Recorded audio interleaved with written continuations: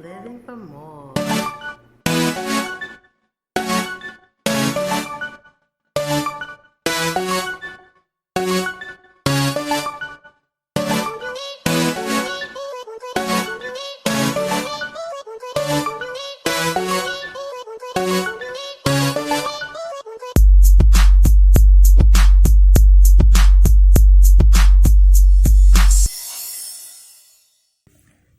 Hello, and welcome back to another episode of Living for More, breaking you free from your self-limiting beliefs that we place on ourselves.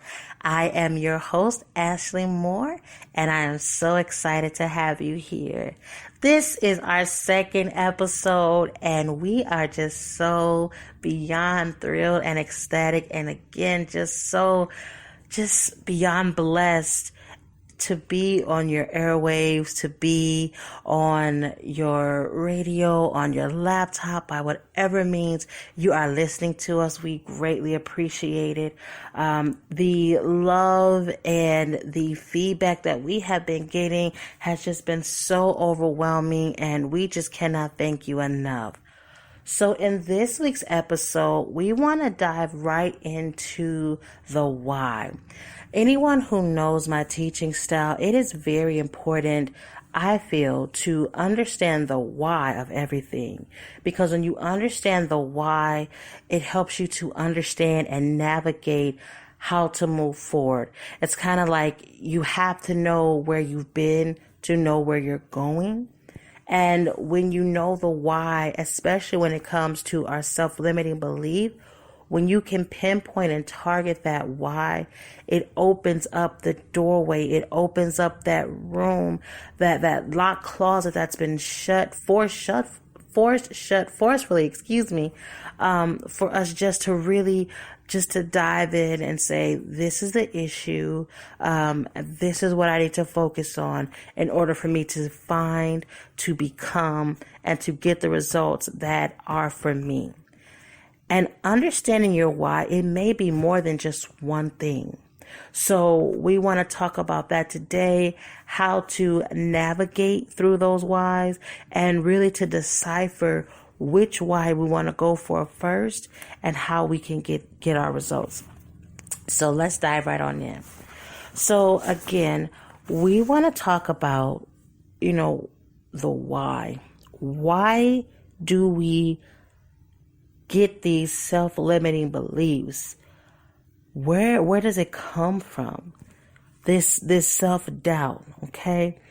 And this self-doubt, we know that self-doubt occurs when we lack confidence in ourselves and our capabilities, or even when we feel incapable of doing the things that we know we need to do or want to do. And that self-doubt, that self-limiting belief can come in all forms and facets of our life. It could be personal. It could be relationship.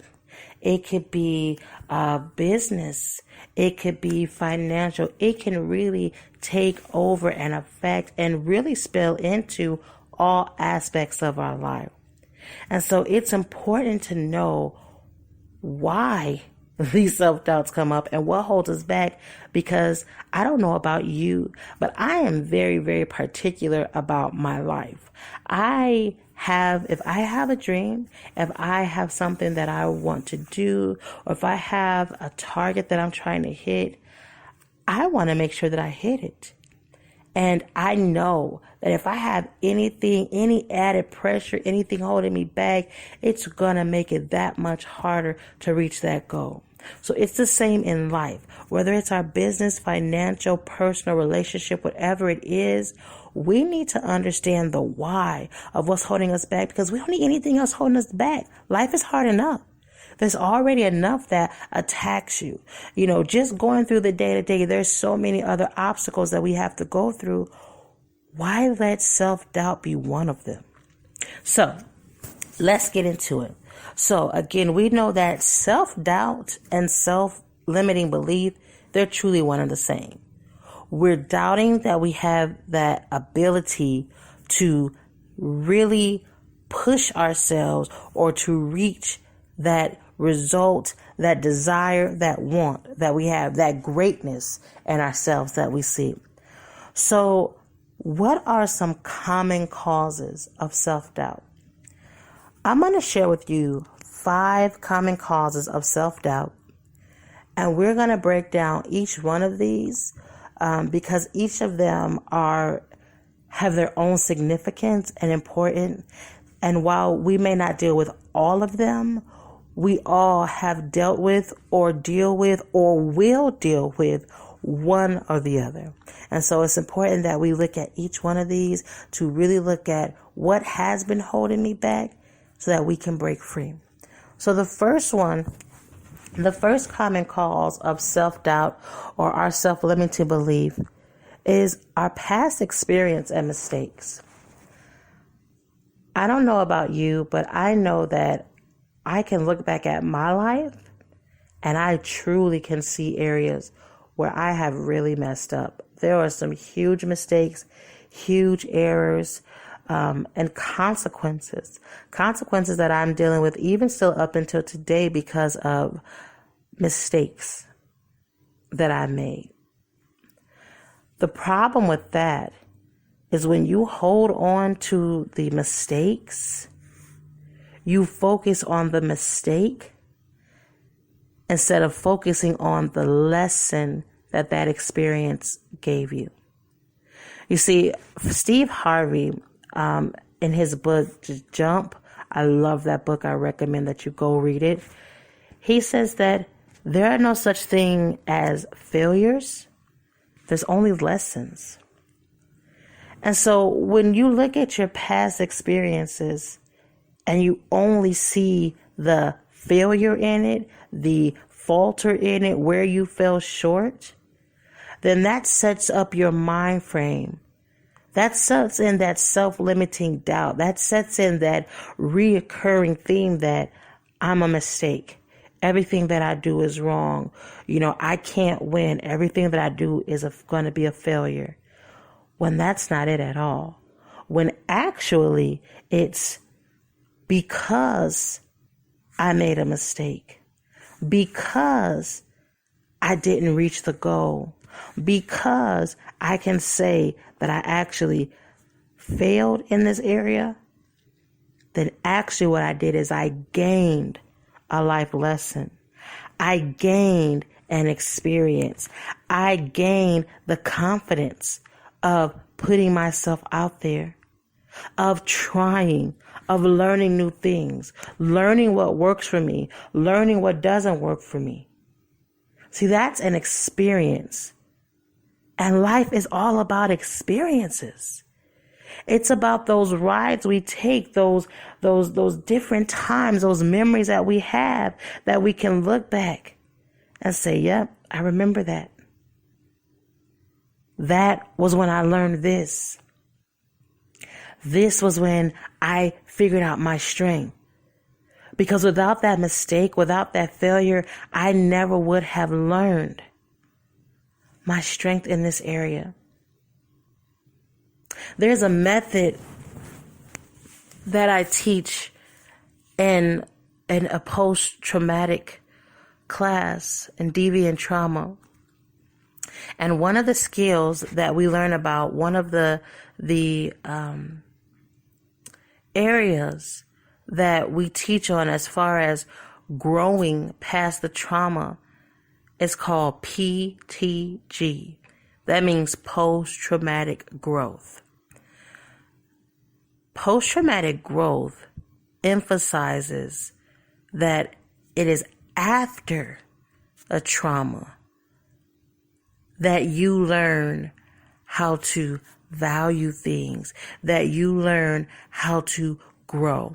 So, for example, have you ever been sick? Or, for instance, have you ever gotten into a really bad car accident and you're rushed to the hospital and thank God everything is okay?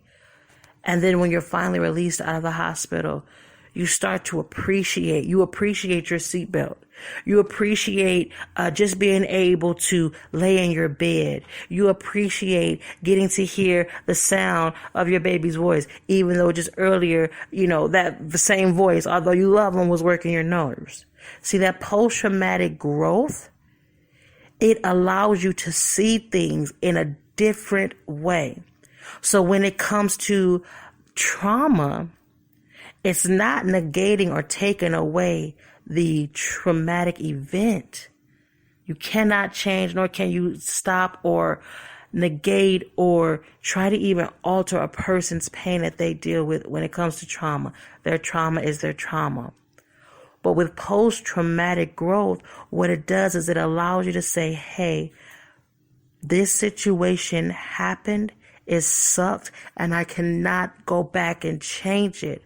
What I can do is to decide to grow from it. I can decide to take this experience, and allow it to make me better. Allow it to make me value things more. Allow it to make me value my relationships. Allow it to push me, because I could have died in this accident. I could have, so many things of what could have been. But because that wasn't the outcome, I now have another chance to push and grow and do the things and be the person and become the way and learn the skills that I want to learn, that I want to be. That's what post-traumatic growth is. It's the same thing when we're talking about our self-doubt and staying stuck in our past experiences and our mistakes. We cannot go back and change time, no matter how badly we want to. Believe me, there are some things in my past, honey, some people in my past that before, if I could have turned back the hands of time, they would not be there. Okay. That time would not have ever existed. However, I am grateful for those past experiences, and I am grateful for those past mistakes, because if it were not for those people, if it were not for those experiences, if it were not for those mistakes, I would not have learned the lesson. And that lesson would not have been able to push me and guide me and keep me focused and motivated on the growth and the result that I wanted to reach. Okay? So when we're talking about the common cause of self-doubt, we have to change and reframe how we look at those experiences and those mistakes. There are no failures, only lessons learned. The next common cause of self-doubt would be our childhood experiences and upbringing. I have a saying, I even teach my kids that your adulthood is what you spend trying to understand or fix from your childhood. We live in a society where there are some amazingly beyond amazing parents, parental figures, mentors, all of those different kinds of people. We have so many people who are just superlative in that aspect of life of nurturing and feeding into and guiding children. On the flip side, we live in a world where there are also people who are not so great. There are people who don't have the nurturing capabilities. And if they do have it, they don't know how to show it, to extend it to children.